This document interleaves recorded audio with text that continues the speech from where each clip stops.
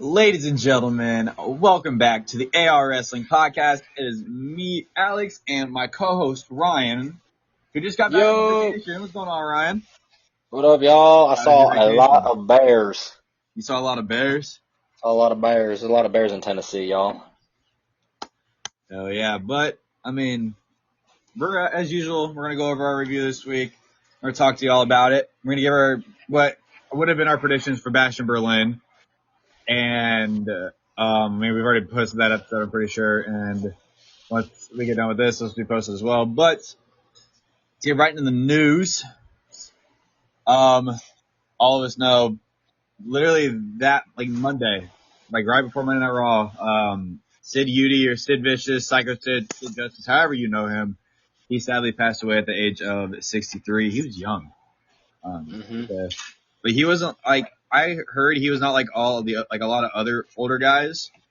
He once he left the business, he left. He was done. He didn't want to go back. He was okay with his exit. Yeah, he was completely done with it after all that. of his time with his grandkids and stuff like that. Which I like. For him. Cool. But so man, that's all I have for our news this week. Unless you got anything else, Ryan.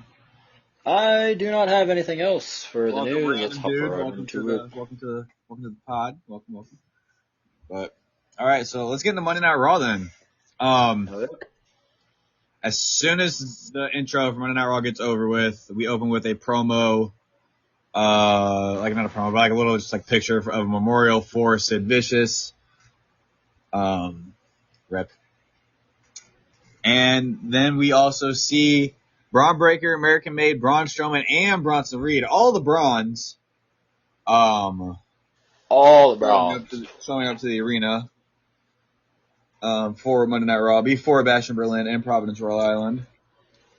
And we open up with the Judgment Day. They come out, and Liv goes, "Welcome to Monday Night Raw." And then she hit this. I thought it was pretty interesting. "And all rise for the Judgment Day." I was like, oh, we're going to play this game. Okay. Ooh. And then Finn and everybody starts talking, whatever. And then Finn goes, "Show the promo video from last week." And it shows everything from last week and what happened then with the Terror Twins, and then basically the Judgment Day standing tall. And now Carlito goes, once it comes back, he goes, "Now that was cool." It was kind of cringy. I'm not going to lie. Kind of cringy. That was a little cringy.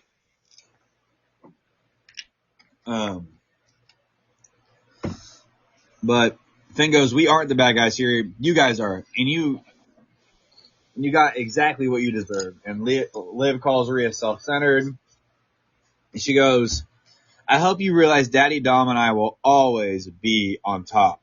As usual, Dom tries talking but gets booed heavily. And then Carlito starts speaking Spanish to the crowd. And then Dominic starts following Carlito's footsteps. And as Dominic starts talking, he goes, "Liv does things for me that Rhea has never done. Help me beat my deadbeat dad. Lets me eat my chicken nuggies. Lets me play my video games." He was just going in on this promo. I was like, bro, stop, please. And then we get a bunch of Dom suck chants. And when he said this, I was like, "You're a dummy." Yeah. And he goes, "With full support, I'm entering the IC title tournament, and I'm winning the whole damn thing, and I'm bringing the title back to the Judgment Day." All right. Okay, talk your shit, Dirty Sanchez. And as I thought, I'm not gonna lie to you, I thought either Terror Twins music was gonna hit, or I thought Braun Breaker's music was gonna hit. And then Rey Mysterio and the LWO come out, and as they get in the ring, Dom backs up the Judgment Day. He's like, I got this, don't worry, it's just my dad. And he starts talking to Dom. He's looking at him. He goes, "Have you looked in the mirror recently? You need help." And this is where he kind of, like I said in the Bash in Berlin pre-show, where he's kind of he chose Rhea over Liv if he had to. He goes, "At least when you were Rhea, you had a set, and it sure wasn't you who had it." And he goes, "Someone needs to put you in your place." He goes, "I already beat you." And Dom goes, "I already beat you, and you went and disappeared for weeks." And he goes, and then Ray goes, "You've always been a jackass, and now that you're with Liv, you're a bigger jackass." And Liv is like, excuse me, Dominic, go deal with your deadbeat daddy. And Ray goes, I'll smack the mustache off your face. And Dom goes, I'd like to see you try. And then Judgment Day starts attacking the LWO. And Dragon Lee, before this ends, Dragon Lee gets launched by Cruz del Toro onto the Judgment Day, taking them all out. It's crazy. Okay, going back with LWO. Give me the Lucha Dragons. Come on. Give me the Lucha Dragons. Give me Sin Cara. For real. All the Lucha Dragons. Lucha. That's insane. Lucha. Well, I guess Triple H has to do something with LWO before he, makes LWO feud with the Lucha Brothers whenever they come in. As of right now, they're not coming in. Remember? I think they are. You still think they are? I mean, I still think they are. Penta only posted that his present is with AEW. They haven't said anything about their future. Oh, I didn't know that. And AEW didn't post them on originally AEW scheduled Death Triangle, which is Pac, the Newcastle English guy, with his tag partners, which are the Lucha Brothers, and they were supposed to win the Trios titles at Wembley. But it turns out at Wembley, Pac still won the Trios titles, but he didn't have his original two tag partners with him. He had Claudio Castagnoli and Wheeler Yuta. So I think Lucha Brothers are out the door. Interesting. Just a personal opinion. I could always be wrong, but I think they are.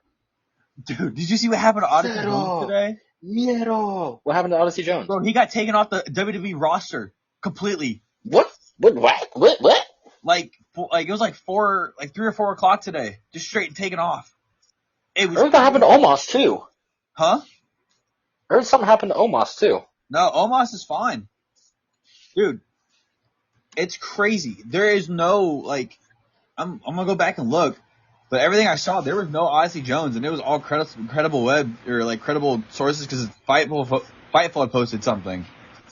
He should be down by, so I'm scrolling through here right now. Carmella's still on here, so that's good.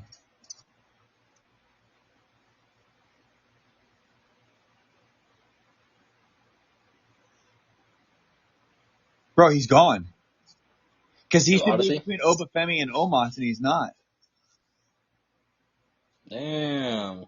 And he's not in the alumni section either. Damn. He's gone.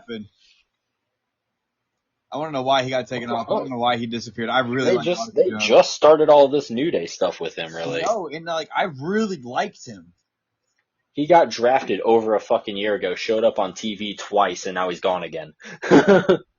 But he's completely gone. That's the weird thing. No, yeah, I get you. That's insane.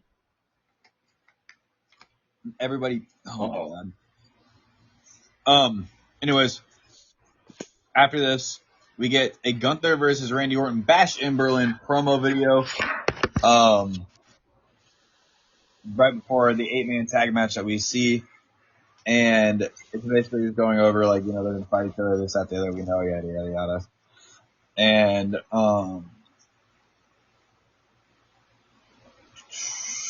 then we move into the 8-man tag match, which is the LWO versus the Judgment Day.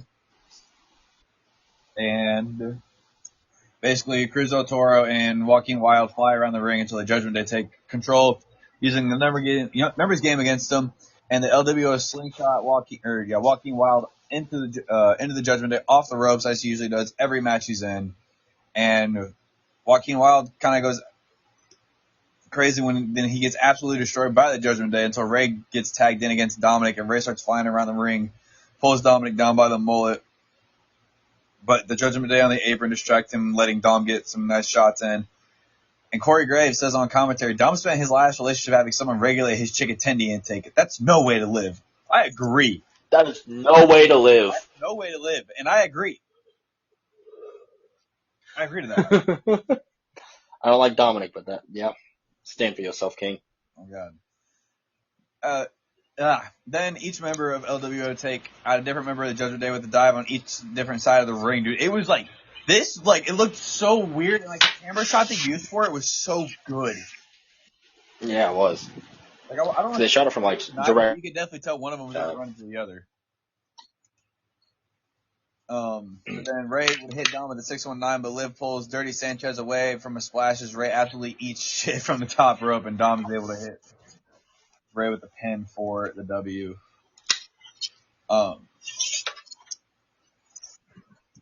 Then the more bigger thing happened after the match. So the Judgment Day started attacking LWO after the match, and as Dom gets up on top of the ring post, he's getting ready for a dive. The Terror Twins come out, and Rhea chases after Liv. Liv leaves, and Liv tries to leave, but Rhea ends up beating the shit out of her.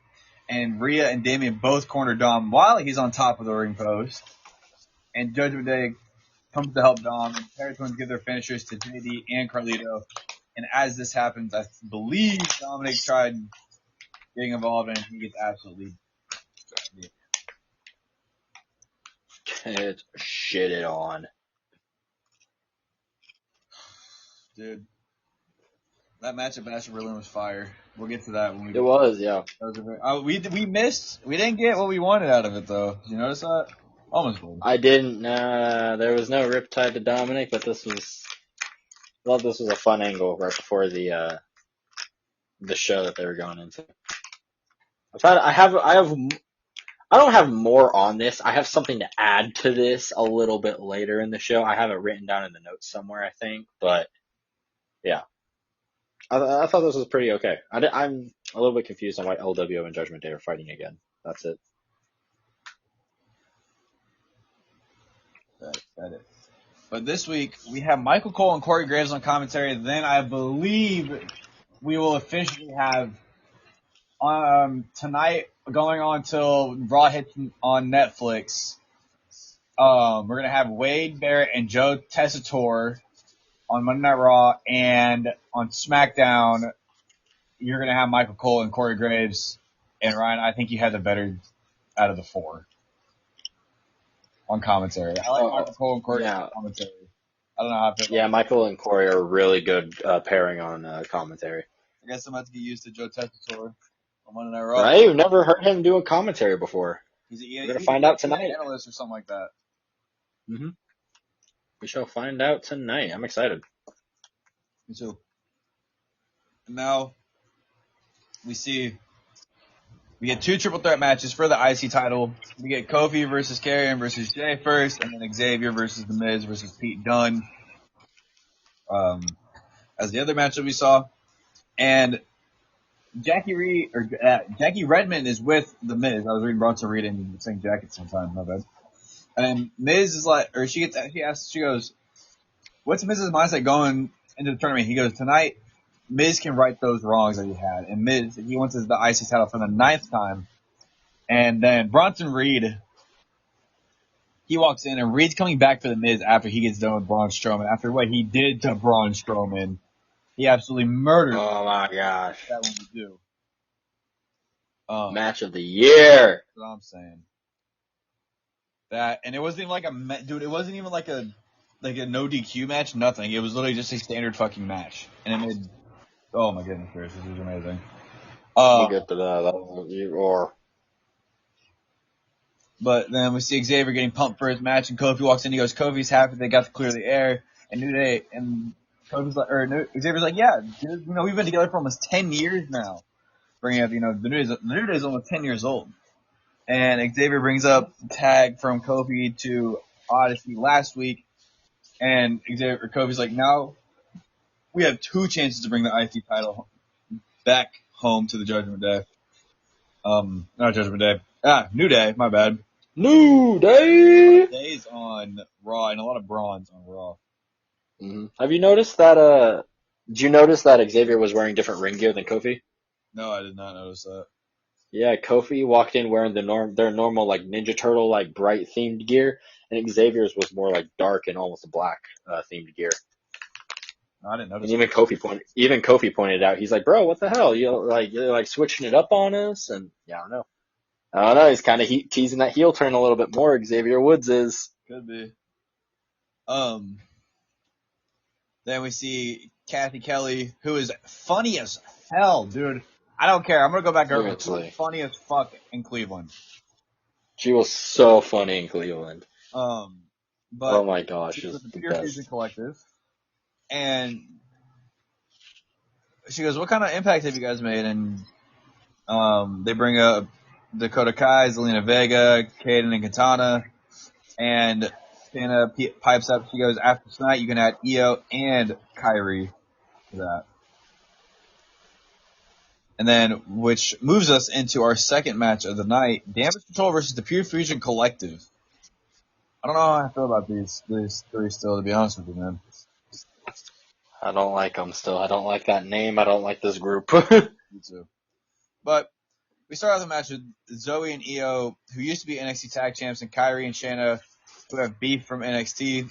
And Sonya takes a cheap shot on Io after she gets thrown outside, and Kyrie Sane flies around the ring with the elbow and forearms until Shayna powerbombs her and locks in an ankle lock, and Zoe absolutely murks Kyrie with a missile dropkick right after this.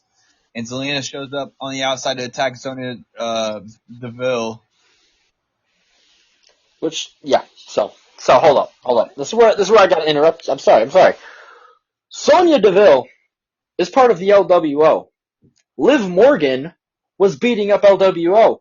Why wasn't Zelina Vega helping LWO? Where the fuck was she earlier?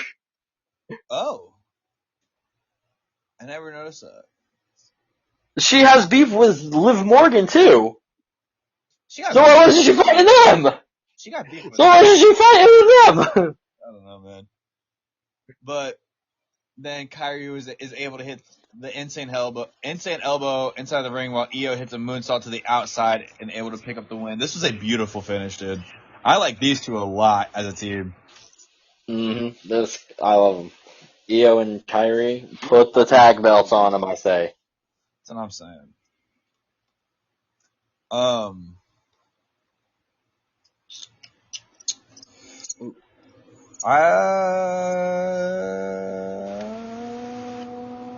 Nope. Okay, never mind. I have something for next week's episode. My brain was just lacking hard. But we move into Uncle Howdy, Bo Dallas, whatever you want to call him. We see him. There's a rabbit flash, and then we hear him say, "Nearly stepped on a serpent. We won't make that mistake again." And then we see Joe Gacy. Then we see the American Made, Dexter Lumis, Uncle Howdy, and then Bo goes, "Chad, we giving you chance after chance, and yet you refuse to remove the scales from your eyes. So we must cut off the head so the blood washes away the sins." We see Nikki Cross flash, and he goes, "This is more than a reckoning. This is a purge." And all the White Six members would then splash the screen, setting us up for a main event later on in the night. And dude, that main event was amazing, and we'll get to it. It was phenomenal. But I am curious to see what they do after with the White Six. So we might see something tonight as we're recording this. Is Monday when we're recording this. So, But we see Drew McIntyre walking backstage, and then we move into his promo, and he goes, "Let's talk about CM Punk's favorite topic, CM Punk." He talks about how hot the industry is and how hot CM Punk is. While he sat on his ass for 8 years while the rest of us did the work. And he goes, he's talking about little Timmy. Dude, when he said this, I was like, little Timmy. Not, dude.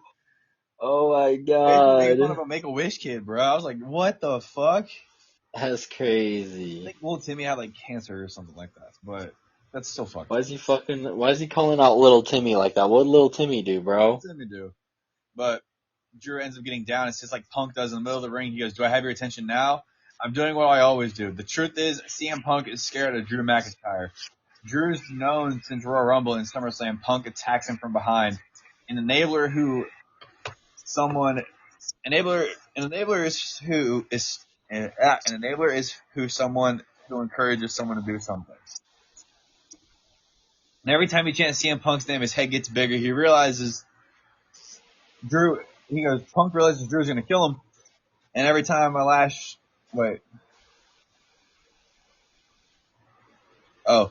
he realizes Drew's gonna kill him, and every time he lashes him with the strap, that's on his conscience.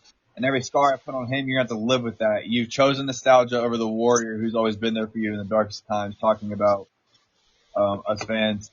he goes, I forgive you because you don't know what you're doing, basically calling us stupid. And then he brings up he has the bracelet, and then he goes, this 50-cent piece of trash. He goes, I'm going to lash him. And then CM Punk comes from behind, whipping Drew McIntyre in the back with the strap. And Punk tries to get in the bracelet, but Drew starts kicking Punk's ass. And Punk launches onto Drew and starts whipping him with the strap. And security comes out. Drew runs to the crowd. And Punk is back in the ring. And Punk is whipping the security with the strap. And then Punk starts whipping his security guard. Going absolutely ham on this dude. Damn straight, bro. Punk is going unhinged right here. This was dude, I loved this segment. This match. I love this match. I love this segment and I love this rivalry. Everything about it. I think we see more of it at Bad Blood, I'm telling you, dude. Oh yeah. This hasn't ended yet, even with that strap match. They're one win apiece at this point. So For sure. I'm pretty freaking pumped about it. I'm excited to see what happens tonight too. But then we move into a Braun Strowman promo video and his thoughts about Bronson Reed. And then you see main event, Jay Uso in the concourse, and he goes, the new IC champ is coming soon. And he goes, hey, hit my music, and oh yeah, yeet! Yeet! Which moves us into our first round number one contender for the IC title, Jey Uso versus Kofi Kingston versus Karrion Kross. And Kofi and Jay both stomp Karrion Kross into the corner until Kofi and Jay eventually start going at it.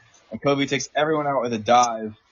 And then he hits a double boom drop before Kross is able to duck a Trouble in Paradise, meaning he hits Jay with it this time.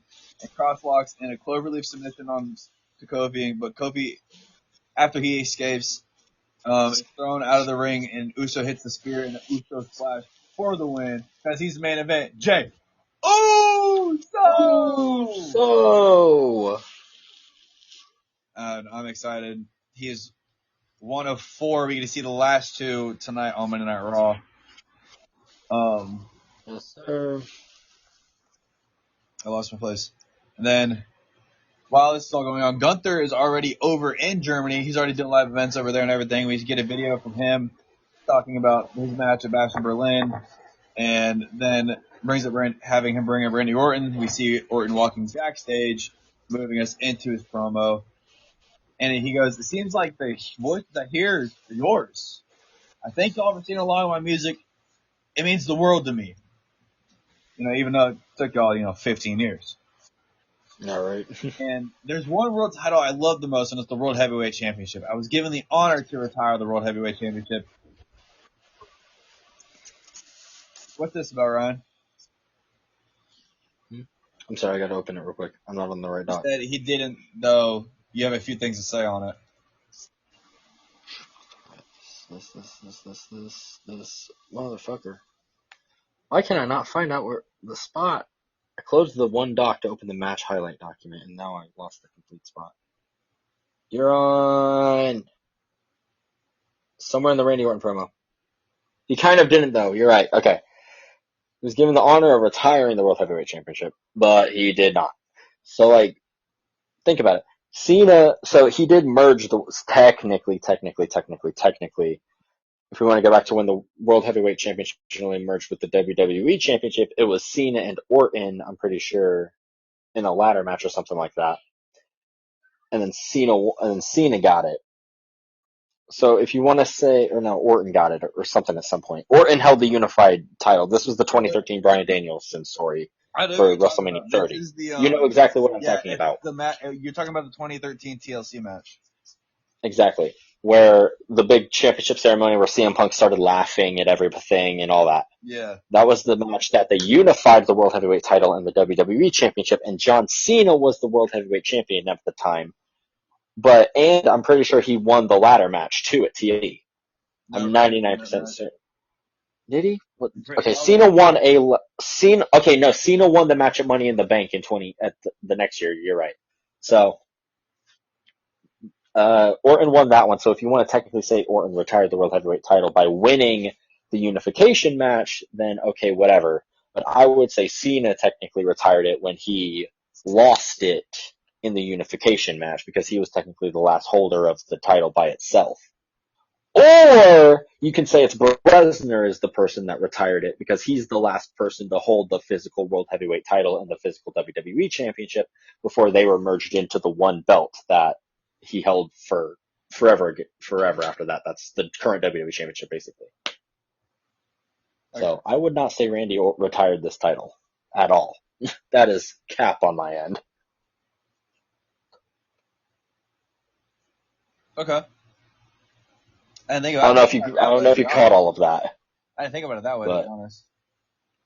Yeah, I would say either Cena retired it because he's the last person to hold that title by itself, or Lesnar because he's the last person to hold that belt before it got merged into the singular title. I got you. All right. Anyways, he goes, Sorry, it took me a minute to find where you were at. I was kind of confused. Championship. I didn't know if I would ever make it back to the ring. This Saturday, I get my opportunity. New World Heavyweight Championship, new title, new legacy, and he's getting a bunch of "you deserve it" chants. He goes, I know I'm facing a living legend. And his head, he goes, his head is so far up his ass, he doesn't realize who he's facing. He goes, I grew up in front of y'all. And he goes, I signed my first WWE contract when I was 19. And I had to earn every ounce of respect that comes with my name, because honestly, he was a little bit of a troublemaker back then. Mm-hmm. But he goes, Gunther came in a 30-year-old egomaniac. This match only had to be about the World Heavyweight Championship, but Gunther made it personal. I beat my demons like I'm going to beat you Saturday, and I'm going to do it by RKOing Gunther. Good promo by Randy there. And I have something for our post show. I kind of want to run by you, but that's when we'll get there. I'm excited to hear it. Then we see Pete Dunne getting backstage ready for his match. And we see an Unholy Union promo video about their match at Bash of Berlin against Jade and Bianca. And then we get to probably my favorite match of the night. Basically, Strowman opens this shit with a goddamn drop kick. And basically, there's a big dude throwing chops with both are hot. Both hit huge crossbodies. And this is over 700 pounds of big meaty men smacking man meat in the ring at one time. And Bronson hits Strowman. That's a lot of beef. With a suicide dive. Bronson then leaves the ring and starts walking up the ramp as Strowman follows, and they fight up the backstage. And they basically literally just start throwing security at each other. And Braun Strowman chokes Reed onto a car, launches Reed over that car, or over another car, and Bronson Reed hits Strowman with a pipe, setting up the tsunami on a car that Reed jumped off a wall. And we see the car start smoking, the lights inside just pop, dude. And honestly, I think the fans won this match. The fans won this match. Bronson realized who he was facing, and he got what he was asking for. This shit was awesome, bro. This is just the perfect big man smacking man meat match. It was amazing. I want him to run this back at like WrestleMania. I swear to God. Dude, oh my goodness. We go to commercial though, and we come back and we see a replay of Braun Strowman and Bronson Reed in the parking lot. We can see Braun Strowman with medical staff, and he says he can't feel his fingers, but Bronson Reed refused medical attention. He's built different. Then we move into another first round number one contender for the IC title, which is The Miz versus Xavier Woods versus the Bruiserweight Pete Dunne. The Bruiserweight. And all three start mixing it up before going for pins and finishers early. And Woods gives Pete Dunne the big spin, but definitely not as good as Cesaro's. And after Miz performs the it kicks, all three start chopping the fuck out of each other and take heavy shots. And Dunne locks Miz in a label lock when Woods breaks it up and hits a limit break elbow. And Pete Dunne is able to stop the pin. Jesus Christ, I'm getting ahead of myself. And Pete Dunne throws Woods out of the ring and drills Miz with the bitter end for the win. Yeah, I wasn't expecting Pete Dunne to win this match at all. I was expecting to win this match, to be honest.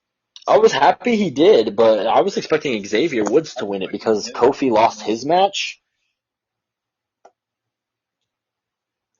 Would have just made more sense. It would have been like divided. Nine-time IC title. Ziggy says something of huge with Bronson Reed. Oh yeah, dude. If this could turn into like Pete Dunne versus Bronson Reed at some point. Yeah, make Miz's 9th IC title run though, as a transitional one. Yeah. That would be the downfall of it. But yeah. Unfortunately for Miz, he can win it again. We see Braun Breaker backstage with Jackie Redmond, and she asks, "What does Braun make out of the current winners? Jey Uso, Pete Dunne, Bravo, Pete Dunne, Bruiserweight." And he goes, "Jey Uso, yeet." And Jay better watch his family. And he goes, "There's been a member of my family or our families to fight or something like that." But he goes, "I am that dog. I'm the IC champion, and the worst has yet to come." He's got that dog in him. I think that the worst possible scenario, you're going to hate this, but I think the worst possible scenario for that Fatal 4-Way is Jey Uso winning. That is the worst possible scenario, to be honest. Because he's not beating Braun Breaker. No, there's no shot. He's getting fucking smoked. There's no shot. Yeah, no. So, and why would you put Jey Uso back into that position? You did it with Damian Priest. You did it with Gunther at one point. Like, the next singles match that Jey Uso has for a title, he has to win, if you ask me. I got you. And it should be soon. He's got to win a singles title at some point. It's got to happen. Just got to happen. I'm going to yeet so hard when that happens. I am going to yeet absolutely all over the place. Yeah, I'm going to be yeeting. Just uncontrollable yeeting. Good. Then we see an American-made promo video, and basically they're talking. Chad Gable's running his mouth, but he goes, the line that I really picked up, he goes, "You're going to find out who you've been dealing with and someone who is a champion." Pretty sure talking about Uncle Howdy, obviously, setting up for the main event. And we see Lola Vi's promo video for NXT No Mercy, which was yesterday on Peacock. And then we see a replay of the Terror Twins earlier in the night. And Terror Twins promo video, we see Damien talking. He goes, "The Judgment Day explained why they stabbed us in the back. They think we are the bad guys." Damn right. And it feels so good to be bad. You guys are making us the villains that we can't live without. And Rhea, she goes, "At Bash in Berlin, we are going to make you victims. And at Bash in Berlin, the Terry Twins are going to show you no mercy." And she starts speaking a little bit of Spanish, and Damien translated it, basically saying, "Living Dom, they're Living Dom's devils, and they're coming for him." Terror Twins! Setting up that match. And then we see Michael Cole and Corey Graves giving a tribute to Psycho Sid. We see more of the video of Psycho Sid and the highlights of how he was one of the best big men ever, highlights in his WrestleMania events, or main events, like 2 of his biggest matches against Hogan and Undertaker. But RP Psycho Sid. And then we move into our main event, Chad Gable versus Uncle Howdy. And Ryan, you could have put a better perfection. Basically, we started out with Uncle Howdy dancing with Gable, and doing the Brody Lee, yeah. Dude, just those tributes are absolutely amazing. And every time Gable gets in a little bit of offense, Howdy's able to reverse and take control again. We see a vicious hip attack to Gable against the barricade, but he gives Howdy an angle slam onto the announce table. But we get back in the ring and Gable delivers a superplex and a series of Germans. And we see Howdy stopping the Chaos Theory and does Ray's hanging taunt in the corner. Excuse me. And Ivy now causes a distraction, allowing Gable to counter Sister Abigail into the ankle lock. But the ref gets taken out before Howdy puts on the mandible claw, and the Creed brothers show up and start beating down Howdy. And the rest of the Wyatts arrive to help Howdy. And dude, Rowan is a big Matt lad, bro. Absolutely. He's insane. At one point, he was just chasing down both the Creeds with Ivy Nile on his back, trying to put him in a sleeper, and he just did not care. He was in it to win it. But Howdy dodges a moonsault to hit his Sister Abigail for the win. Dude, I I feel like you have to watch these matches first, and then if like you do notes, you gotta go back and rewatch it, dude. Like Howdy's and like these Gable matches are so good. Oh yeah, dude. Anything with like Uncle Howdy at this point, it's like I want to watch it all first, go back and take notes afterwards, and just pick up on anything that I get. Yeah, I got you. That's what I'm It saying. was freaking amazing. I loved this entire match. I thought it was a great presentation for Howdy. I like how he's the only member. Well, so far we haven't seen Nikki wrestle yet, but so far he's the only member of the Wyatt Six to wrestle with a mask on. I love the look of it, like with the white hair and everything that flows around and shit. Yeah, it's not like the old white hair he had on previously. Yeah, it doesn't look goofy. It actually looks like really good. Yeah. And Taylor looks freaking ripped, bro. He's stupid. He's insanely jacked. I'm trying to get like Taylor for real. Like, for real, bro. Like, all this time I've been trying to get to start looking like AJ Styles. I need to start looking like Taylor Rotunda. Oh God. On God. For real. Well, that's all I got for Raw, If you bro. ain't got nothing else, alright, so I'll move us right into Friday Night SmackDown, ladies and gentlemen. We opened this show with our champion Cody Rhodes walking in. We see Kevin Owens walking in. We see Nia Jax walking in, who has a streak match on this show, and Miss Money in the Bank herself. It's Tiffy time. Tiffany Stratton walks in. And Michael Cole is back on SmackDown. This time he's with Wade Barrett right now, not with Corey Graves. But this is also the commentary team that happened at Bash of Berlin, so it makes sense why these two are the SmackDown commentary team as well. Yeah. But we open with the United States Champion, the megastar himself, L.A. Knight. Yeah! Opens it with the always, let me talk to you. Yeah. It's been 27 years since the WWE has done a major televised event in Germany, and by God, what a way to kick it off with the megastar. Yeah. Where Knight thinks to himself that he had a successful title defense in the U.S. Capitol. He thinks to himself, well, you deserve, if I'm going to defend it in the U.S. Capitol, I might as well defend it in the capital of Germany as well. And we can call this the Capital Championship. We are at SmackDown. We are in Berlin, and whoever is back there, come and get smashed. Yeah. And I'm pretty sure we, last week, predicted one of these two people to be the guy that answers the open challenge. It was Ludwig Kaiser himself, the German-born man. It was Berlin. Talking in German. I took German in high school, and I can tell you right now, ladies and gentlemen, I don't understand a word that these people are saying. But he goes, LA Knight, if you really are the champion that you say you are, I'm sure you want to defend that title against the best all over the world, right?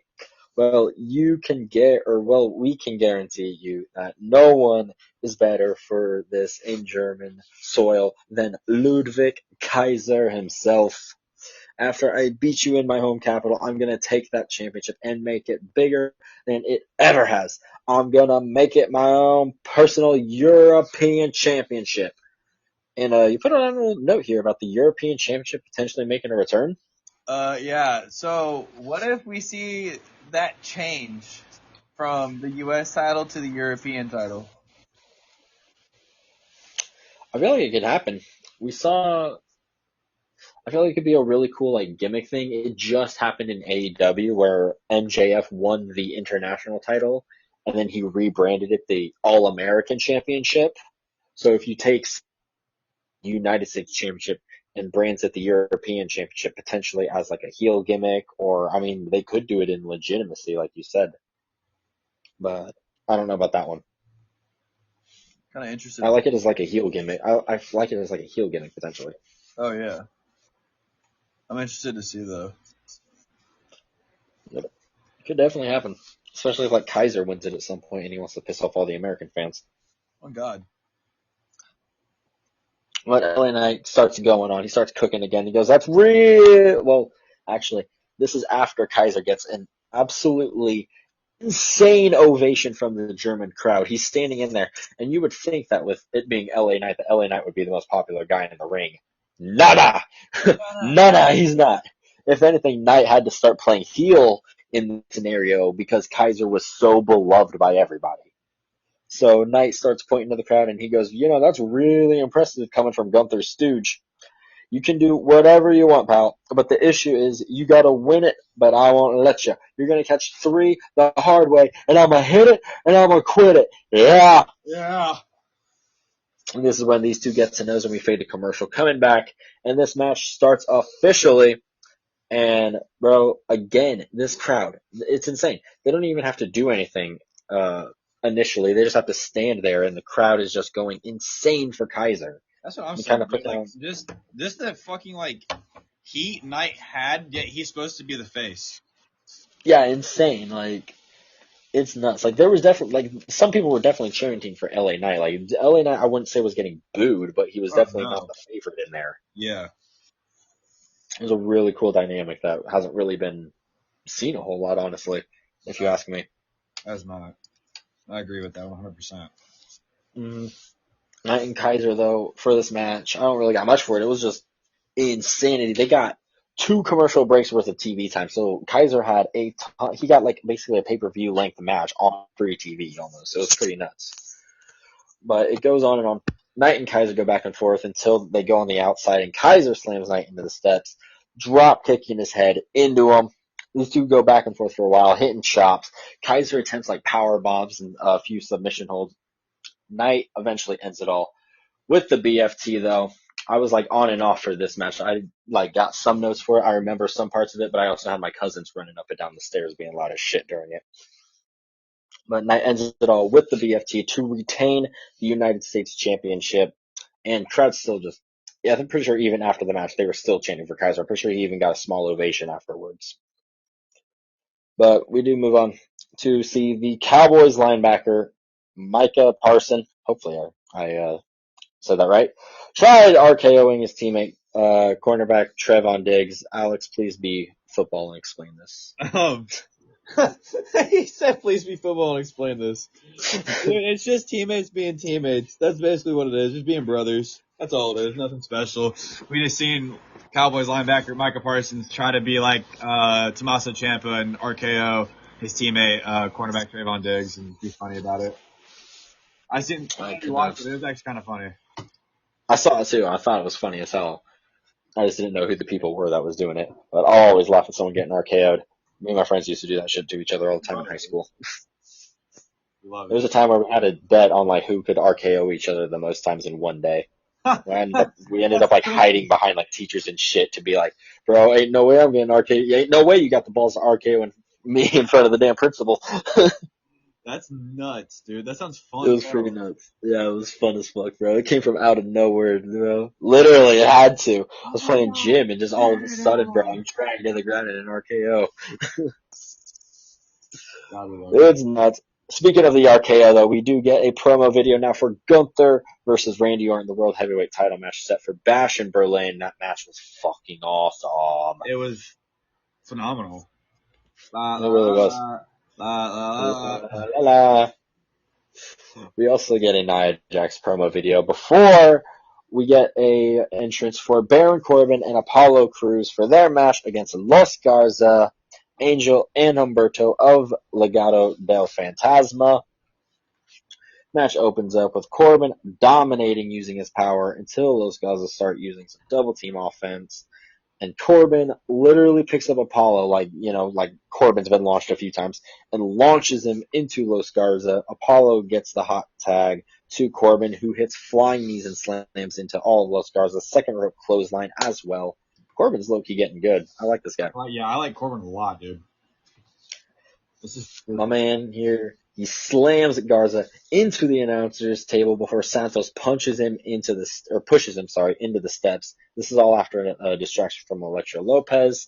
Los Garza there then are able to hit their new finisher called the MPY for the dub. Of course. And yeah, again, we got to heat up our Latino factions because we don't know who the Lucha Brothers are going to feud with when they come in. Reyes or Santos' faction? You're so adamant on them joining. I like it. I love it. I'm calling it now. I was so skeptical on the CM Punk thing that I convinced myself it wasn't going to happen when it happened. I'm going all in on the Lucha Brothers until I see otherwise. They are coming to WWE at this point. I learned my lesson last year. Yeah, around this, or what? Like it'll be 2 months since CM Punk's made his return. Yep, 2 months. I'm excited, dude. It's So crazy, dude. I'm sticking to it. I still remember that night, dude. That night was like, That was an insane night. oh man, That was so much fun. That was such a good night, dude.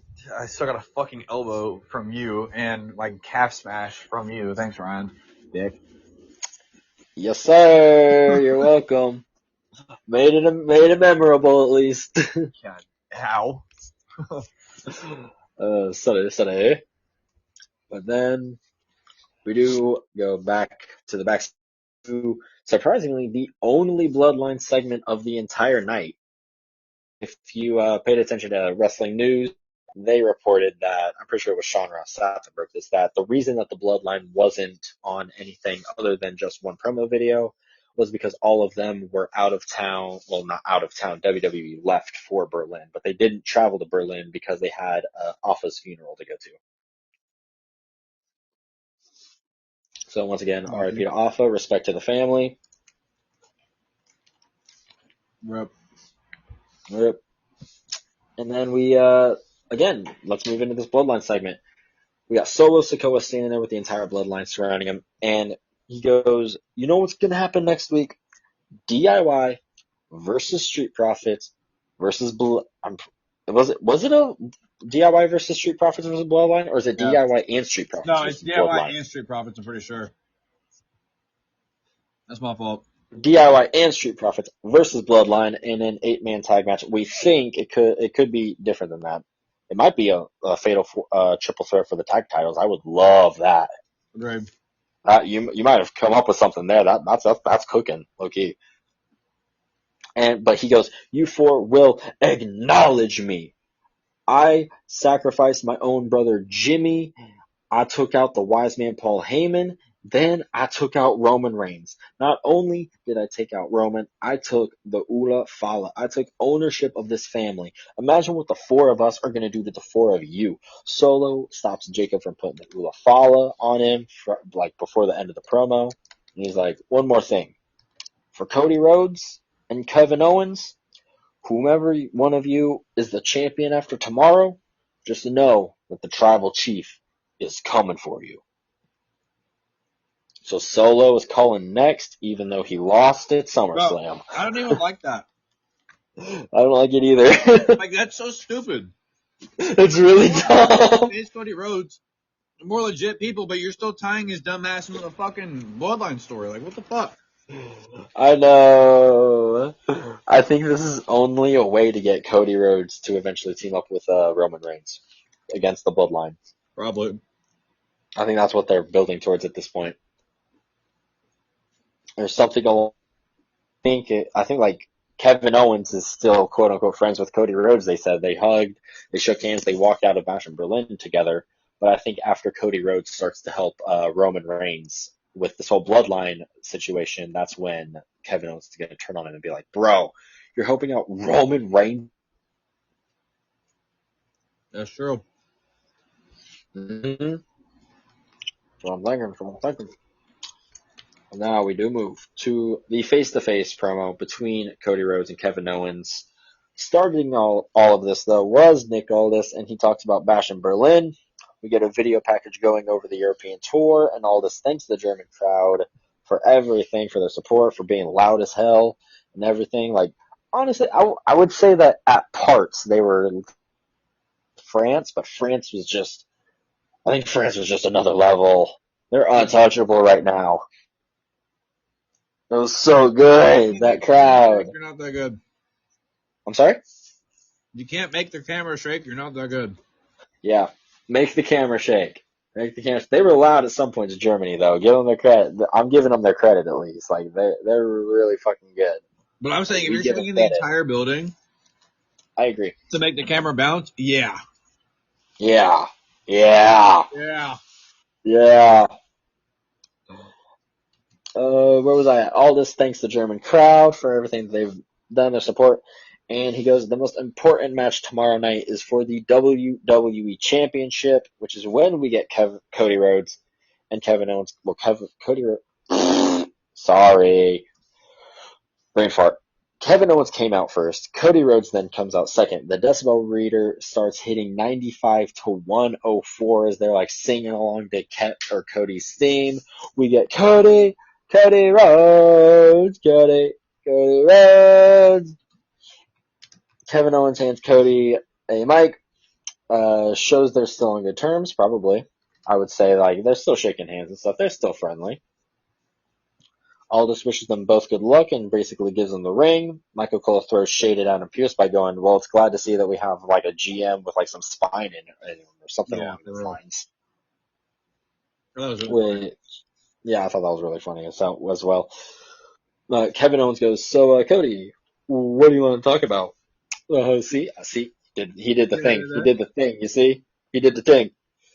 Cody Rhodes says this championship right here in German. Sorry, man, I am like struggling right now. Cody is really excited though about their match in Berlin tomorrow. Kevin Owens goes, yes, we can talk about that, but there's something else I want to talk about. Kevin Owens, or he goes, no, nothing. Or he goes, I want to talk about your knee basically because it's been hurt on the European tour, basically on all of these house shows that they've been going on. Cody Rhodes then goes on to say, no, nothing happened to my knee. My knee's completely fine. It's all good. And Cody then continues going on, in the spirit of friendly competition, let's talk last week. You and I beat Grayson Waller and Austin Theory. Everyone likes to beat Grayson Waller and Austin Theory. They're annoying. Who doesn't hate them?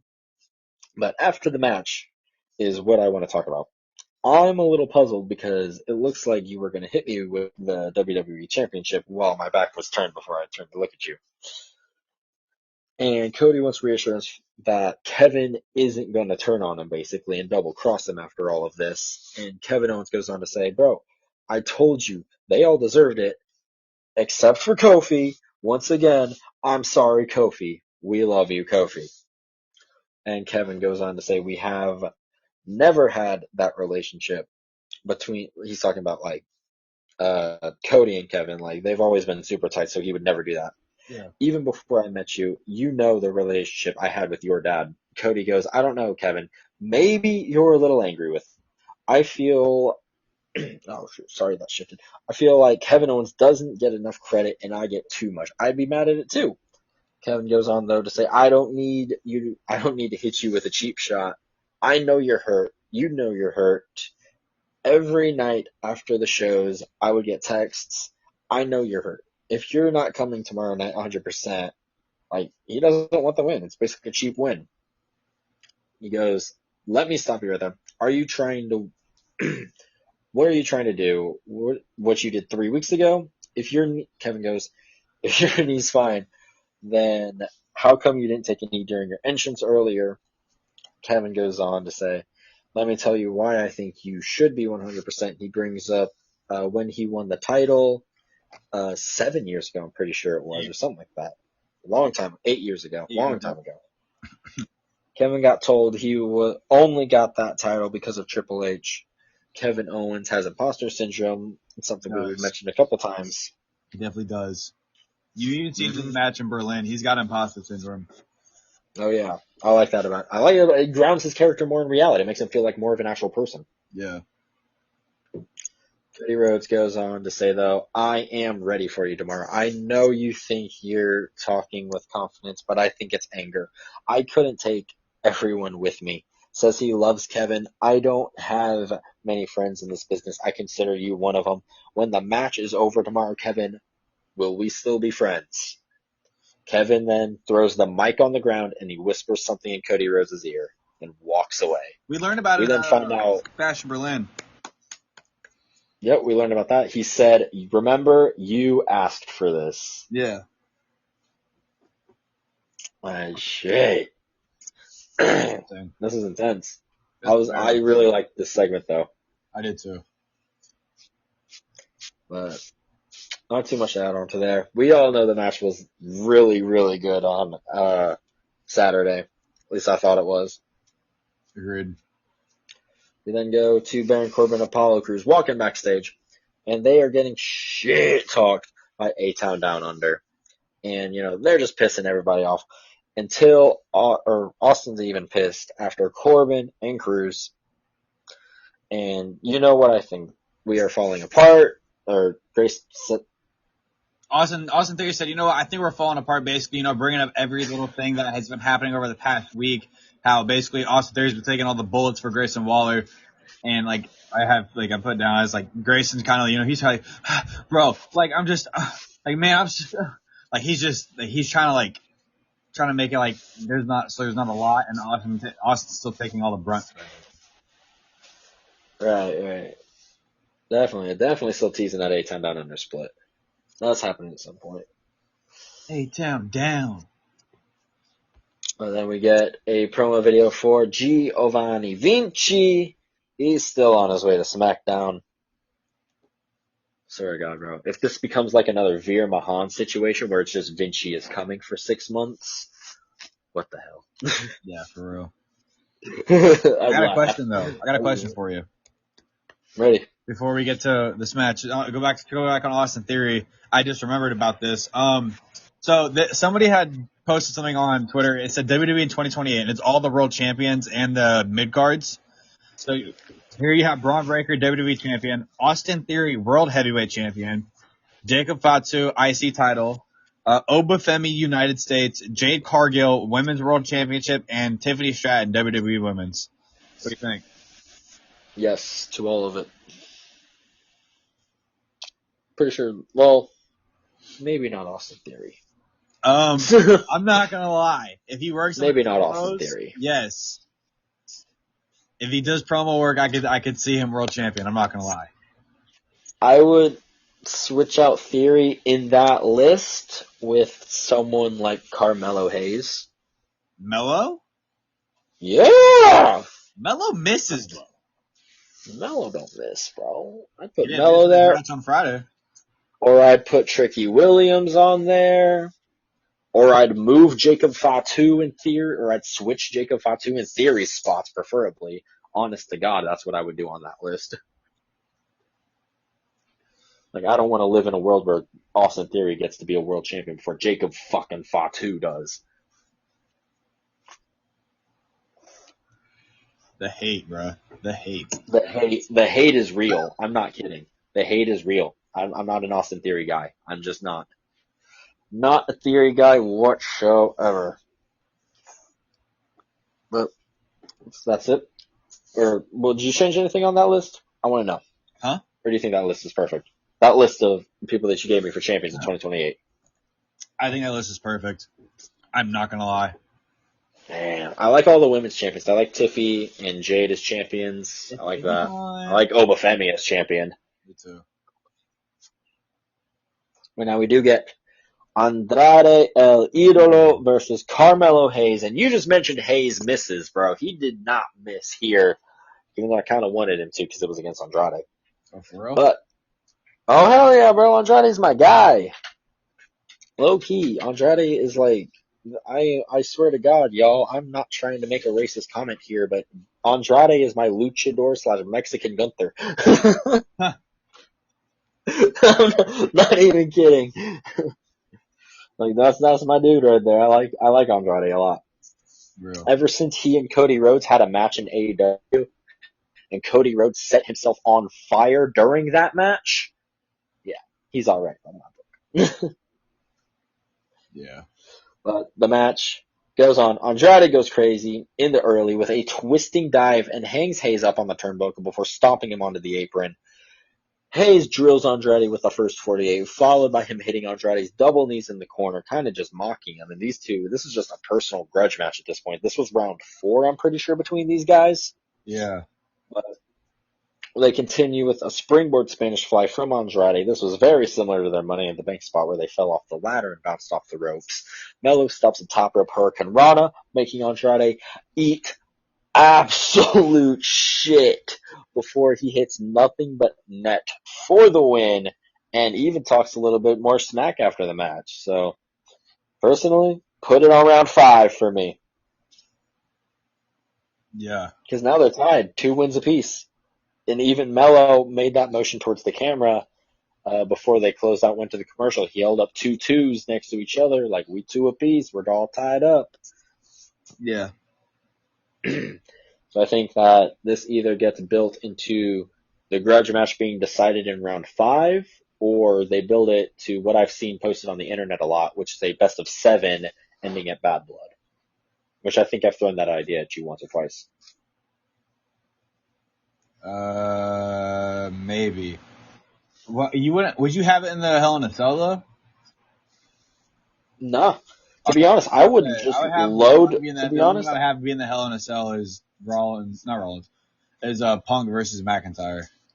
exactly. But the thing is I would load Bad Blood up with maybe one title match, and that title match would be Kevin Owens versus Cody Rhodes round 2 if they do that. Otherwise, I would have Bad Blood be a completely championship title free match or card. I would have it be nothing but big grudge feuds that you've had building up over the past year. Right. Well, I guess Liv and Rhea could be a title match inside the cell. Yeah. So yeah, it'd be that one too. But yeah, I want this to be just like a bunch of non-championship grudge matches, and I think this should be one of them on there. Mm-hmm. I like that. I think another one should be Michin and Nia Jax too, dude. Yeah, that's a really good call too. So that's another one. Because you're right in that one at least, saying that because this is getting actual rivalry now for Nia Jax, I would say. Yeah. Mm-hmm. I'm a big fan of it too. Me too. But that's it for Mello and Andrade. We will move on to Michin attacking Nia Jax in a promo video, hyping up the street fight that's going to be happening in just a very short amount of time. We then get the ESTs of WWE promo video for their match at Bash in Berlin. Jade Cargill, Bianca Belair, and I kind of got a vibe from this promo video where it was like they were kind of talking about mistakes and they were talking about like stuff happens and you kind of just have to like roll with it and stuff like that. And they were shot separately from each other. They weren't shot together. So Yeah. I kind of took this as like, could this be spun way later down the line to be like Bianca was talking shit about Jade in an interview and Jade was talking shit about Bianca in an interview? I want to know your thoughts on that. Wait, what? Sorry, say it again. My brain just fucking shit itself. So like the way that this was shot, it was shot separately. So they weren't really in the same room or at the same time, really. Yeah. And they were kind of talking about like mistakes happen. Sometimes you just have to let mistakes happen. Like everyone makes mistakes. Everyone messes up. Nobody's perfect. And I kind of got a sense that like maybe this could be twisted into like them talking shit about each other in an interview to like maybe tease their feud going on a little bit more. That's going to eventually happen, I think. It could, yeah. I like that. Yeah. Yeah, I think that's something that could definitely happen. Me I too. like the idea of that. Me too. Then we move on. We have Michin, and I'm pretty sure this is a promo as she walks down to the ring. She goes, "I fought my whole life for this, like everything in WWE that I have now. Now you can like me or hate me. After I win the championship, you will not forget me." She then walks out with a shopping cart full of quote unquote toys, which is just a bunch of steel chairs, trash cans, kendo sticks, and it's time for a street fight for the WWE Women's Championship, Michin versus Nia Jax. And straight out of the gate, Michin immediately goes after Nia with a kendo stick until Nia uses her power to take it away and just starts whooping her with it, takes control of the match. Michin gets a table and Nia puts it back under the ring immediately, saying, "Nada to that." Nia plants Michin on the apron with a Uranagi. Michin then uses a fire extinguisher to stun Nia and hits a massive missile drop kick, followed by Michin just beating the hell out of Nia using trash can lids, literally like a cymbals. She then hits a DDT onto one of them. Michin powerbombs Nia through a table, and we get the famous, "It's Tiffy time!" It's Tiffy time. Tiffy runs out. She lays Michin out with the damn briefcase, and she teases that cash in like she's actually going to do it. She's going to do it. Before Nia stops her, she like lifts her head, and she's like, "The fuck are you doing? What are you doing up there?" And Tiffany's kind of like caught red-handed, so she just have to start beating up Michin some more until we get. Did we get role model, or did her music just start playing? But otherwise, it was Bayley who comes out, makes an epic return. Everyone cheers for Bayley, and she comes out, chases Tiffany through the crowd, back inside the ring though. Nia gives Michin a Samoan drop through a table, followed by the Annihilator, while Michin has a damn trash can covering her, like on top of her. Just she's inside the damn thing. Crushing the trash can, crushing Michin, gets the win. But we finally got Bayley back. That's what I'm saying. When you got something down here about Nia's Queen Court. Yeah. About something you want with Nia Jax. Yes. So yes. Have you noticed here in the past few weeks, it's always been Pretty Deadly, Tiffany Stratton, and Nia Jax? Yes, I have. Together. Do you think we could see like a Queen Nia's court or the Queen's court, where like Nia is the Queen, Tiffany is the Princess, and Pretty Deadly are the Jesters? I think that's exactly what they're going for with this. Or I mean, you could run it as whoever is Queen of the Ring has their own court of people as well. Yeah, you could. I also like this because it's not similar. It is similar. It's not the exact same as to what I think King Booker did when he was King of the Ring. I'm pretty sure he had a King's Court. Yeah. With like Regal, Finlay, and one other person. But I really like that idea. I'm not even going to lie to you. Yeah. Especially if they eventually turn it into Tiffany turning on Nia to cash in Money in the Bank. Right. I love it because I think that even has potential to be like a Sami Zayn bloodline-esque story where like Tiffany is like the baby face, but she still turns on Nia at the end of it all. Yeah, I like that. I see her turning on Nia and cashing in on her. I'm not gonna lie. I think that's gonna happen for sure. Cash in. Oh yeah, it'll happen. It'll happen within at least like within a year. It has to because that's when the cash in. That's when the contract runs out. I just don't know when. I don't think y'all have kind of like y'all. I don't say like everybody like just in general. I've been kind of convinced that maybe it won't happen at WrestleMania, but I don't know where else it could happen. I don't know either. That's where I personally want it though, is at WrestleMania to give Tiffy that honor of being the first woman to cash in at Mania. Yeah. There's always other years to do that stuff though. Like she could also be like the first person to win it twice and then cash in at Mania in that time. Yeah. I don't know. I want to see her cash in at Mania, but I want to see her cash in before. I just don't know when. I want to see her cash in at Royal Rumble in Indy, where we might potentially be there. Yeah, that's true. We might potentially be at the Royal Rumble. We'll see. Potentially. That's what I'm saying. Potentially. But I ain't got nothing else for Friday Night SmackDown. You got anything else to add to this one? No, I do not. All right. Ladies and gentlemen, once again, thank you for listening to an episode of the AR Wrestling Review Show for Monday Night Raw, Friday Night SmackDown. I've been Ryan. This has been Alex. Make sure y'all go to our socials. Our Instagram is AR_wrestling_. Twitter is AR wrestling_. Our YouTube, type in AR Wrestling 1020 into your search engine.